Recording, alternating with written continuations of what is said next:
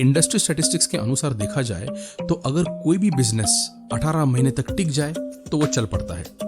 लेकिन ऐसा इन 18 महीनों में क्या होता है जिसके कारण आपका बिजनेस सेट होता है या फेल। एक बार एक आदमी ने कुछ पैसे सेव किए और अमेरिका के फ्लोरिडा राज्य में, जहां जमीन सस्ती होती है, वहां पर कुछ प्रॉपर्टी खरीद कर उसने मिल्क डेयरी शुरू की। पहले 2 महीने में सब ठीक ठाक चला, लेकिन अचानक उसने देखा कि एक एक करके उसके सारे गाय भैंस मरने लगे। खैर, वहां भूत प्रेत का सवाल था ही नहीं, लेकिन वहां सांप बहुत निकला करते थे जिन्होंने सारा कांड किया था। फिर उसने यह आइडिया छोड़कर कुछ सुअर, जी हाँ पिग्स, लेके उनका मांस का मतलब पोर्क का प्रोडक्शन शुरू किया। उसने पूरी सावधानी भी बरती, लेकिन इस बार भी सांप उसकी तकदीर को डस गए। अगली बार उसने ये सब छोड़कर कुछ फसल उगाने की कोशिश की, लेकिन हर बार यही सांप उसके रास्ते में रुकावट डालते गए। अब उसे पता चला कि वहां फ्लोरिडा में सांप का साम्राज्य है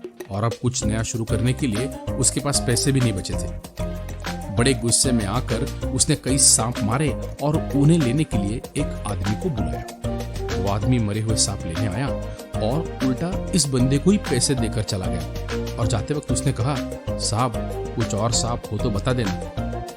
खैर, उसका गुस्सा पूरा उतरा ही नहीं था, इसलिए दूसरे दिन उसने और कई सांप मारे और फिर वो कल वाला आदमी आया मरे हुए सांप लेने के लिए और फिर उसे पैसे भी देकर गया। ये देखकर वो हैरान हो गया।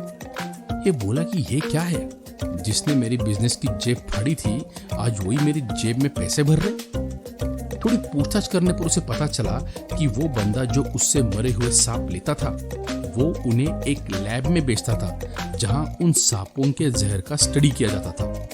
फिर क्या, ये रोज सुबह उठकर अपनी जिंदगी का सारा गुस्सा उन सांपों पे उतारता गया और उन्हें उन लैब्स में सप्लाई भी करता गया। चाहे वो सांप का स्किन यूज करने वाली कंपनीज हो या फिर सांप का मांस खाने वाले चाइना के लोग हो, उसने हर तरह से बिजनेस बढ़ाया। जो सांप उसके रास्ते का रुकावट बने थे, वही सांप उसके करोड़ों के बिजनेस का रास्ता बने। फेसबुक ने कॉलेज के ग्रेजुएट्स को हायर किया और हवा के रुख को देखकर वो अपना बिजनेस चेंज करते गए। उसके लाइक और शेयर वाले फीचर को, जिस पर सबसे ज्यादा सवाल खड़े हुए थे, आज उसी पर तो फेसबुक ने अपने आप को खड़ा किया। लेकिन अब हम बात करते हैं अपने सबके फेवरेट किशोर कुमार जी की, जो फिल्मों में एक्टर बनने चले थे। 1-2 गानों में तो मोहम्मद रफी जी ने उन्हें प्लेबैक दिया, लेकिन समय के साथ साथ किशोर कुमार जी ने धीरे धीरे अपना सिंगिंग का टैलेंट भी खोजा और आज इतिहास के टॉप के सिंगर्स में उनकी गिनती की जाती है। जब रुकावट आती है तो वो अपने साथ बाहर निकलने के कई रास्ते भी लाती है, बस उन्हें देखने की परख होनी चाहिए और वो परख आएगी अपने आप पर विश्वास से, मैदान छोड़ने के बजाय डटे रहने से, अपना और मार्केट का स्टडी करने से और वीटी शॉट सब्सक्राइब करने से। खैर, तो अगर आपको इसी तरह जिंदगी में आगे बढ़ना है तो लाइक, सब्सक्राइब और कमेंट करके लेते रहो वीटी शॉट।